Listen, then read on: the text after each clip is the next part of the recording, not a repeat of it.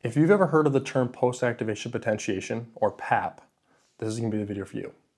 I'm Dr. J.C. Ditch, Professor of Exercise Science at Carroll University as well as St. Xavier University, and we're going to be talking about the common misconceptions relating to PAP. First, let's identify what potentiation is, which is an increase in contractility of the muscle tissue relating to force and or velocity. With that being said, we cannot showcase PAP. PAP is actually involuntary in nature. The mechanisms at play to cause this potentiation is actually a phosphorylation of myosin heavy chains, or MHC. And it has a half-life of about 28 seconds.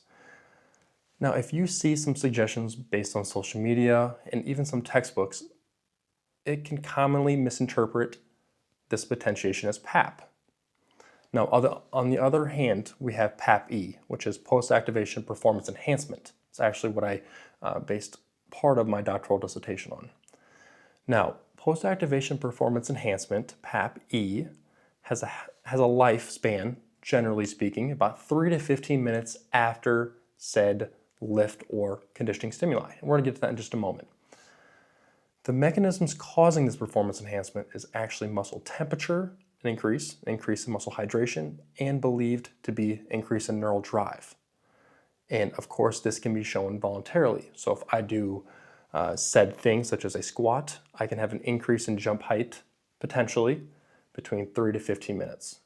And I'm actually going to show you on this whiteboard right here just how that may look from a non-abstract way of speaking. So, as stated, we have a squat, which is going to represent our conditioning stimuli. I'm going to label that CS right here. Now, with any lift that we do, whether it's a squat or push-ups, we're going to have some fatigue at the end of the exercise. A lot of times that's what we're going for. Not all the time, but that's what we're going for. As soon as we rack that weight, our clock is going to start. And then with this clock, time is still moving forward, as it always does. Now, we have that fatigue effect, which is an inhibition of performance, a decrease or decrement in performance, but at the same time, which happens simultaneously, we have this performance enhancement effect, potentiation. Now, this performance enhancement, this potentiation, only occurs after the dissipation of fatigue. So, we have our fatigue right here. We bring it back up to baseline. I'm going to draw a nice dotted line where fatigue ends, but we still have this residual performance enhancement effect right in here. Now, this is called our window of potentiation.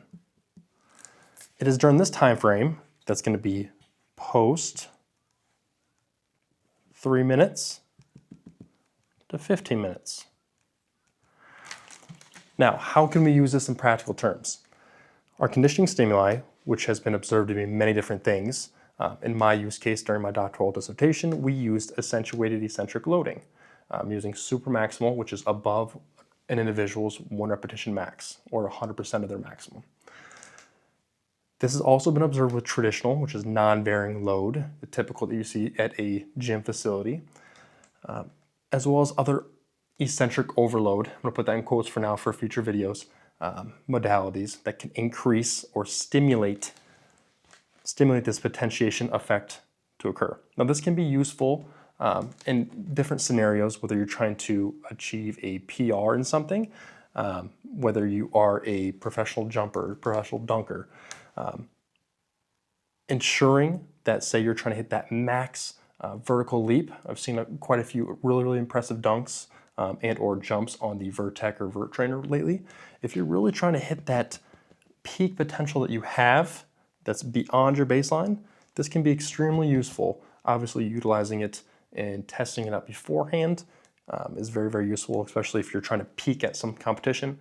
But just keep this in mind, and the main takeaway from today is, no, we cannot display PAP, but we can display PAPE, which in general terms speaking, this is helpful for us to know and understand in terms of pushing the body of knowledge forward in terms of exercise science. Now, if you have any questions, never hesitate to reach out in terms of shooting me a message inbox. I'm more than happy to help and disclose any other misnomers, myths, as we move